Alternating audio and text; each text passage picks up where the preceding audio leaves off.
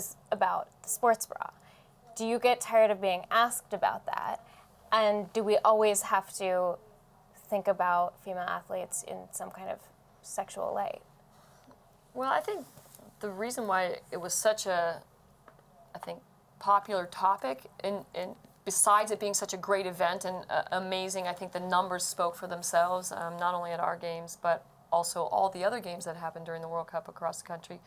But I think it's because nobody ever saw a celebration like that, I think, put on such a big stage. And so I think they were just caught off guard. Me, myself, I mean, it was not planned. It wasn't something that I thought, okay, this is going to be really awesome. Especially because I can't get Julie to stop talking about it. But no, anyway. Especially she didn't know when she was kicking. That's the best one. Yeah.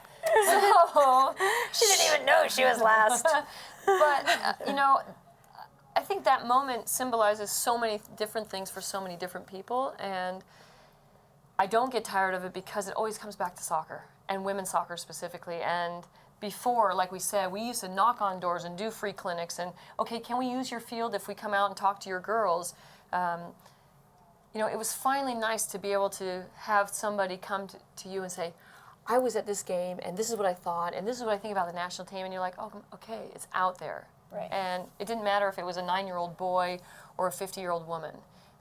That it was really getting that kind of exposure to different the general Joe public sports fan, and that was a relief, really, a big relief. I think the other thing is, Brandi is a soccer junkie.